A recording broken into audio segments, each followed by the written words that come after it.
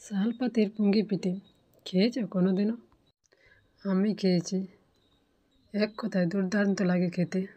আরে তোমরা এখনো খাওনি? তাহলে দেরি কিসে, চলো ঝটপট বানিয়ে ফেলো এই শাল পাতির পুঙ্গি পিঠে। কীভাবে বানাবে বুঝতে পারছেন না?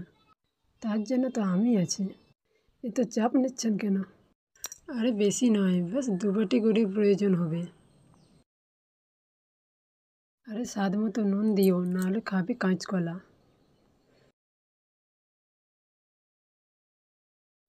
আরে আরে, জলটা আবার বেশি দিয়ে দিও না, না হলে হয়ে যাবে শরবত। আটা মাখার মতন মাখিও, তবেই হবে পুঙ্গি পিঠে। এখনও কি? ততক্ষণ মাসাজ করতে থাকুন, যতক্ষণ না ও মোলায়েম হয়ে যাচ্ছে।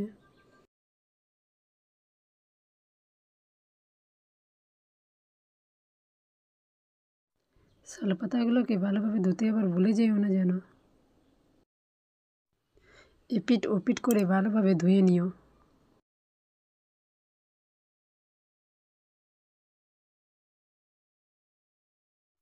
একে একে সব কটা আমার ধোয়া হয়ে গেছে।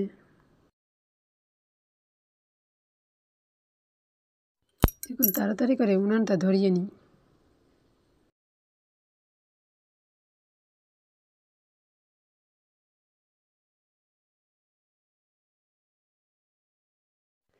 উনানটা ধরানো হয়ে গেলে তাতে কড়াই বসিয়ে কড়া ভর্তি করে জল দিয়ে দিন। পিঠেটা বানানোর আগে আরেকবার ভালো করে গুঁড়িটা মেখে নেবে। এরপর প্রতিটা পাতাকে চোঙের আকার দিয়ে তাতে গুঁড়িটা পুড়ে দিন।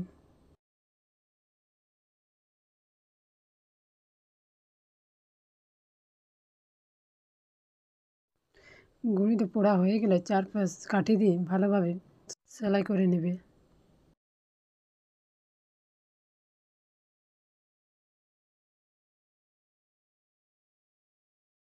এইভাবে একে একে সব কটা বানিয়ে ফেলুন।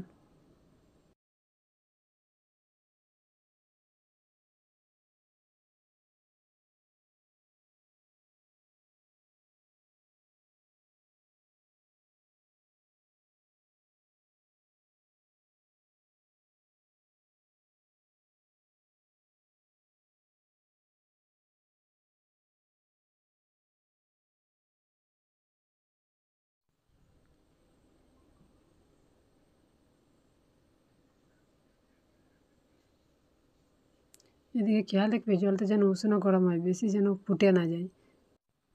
এখন এর মধ্যে সব কটা পুঙ্গি পিঠে দিয়ে দিন।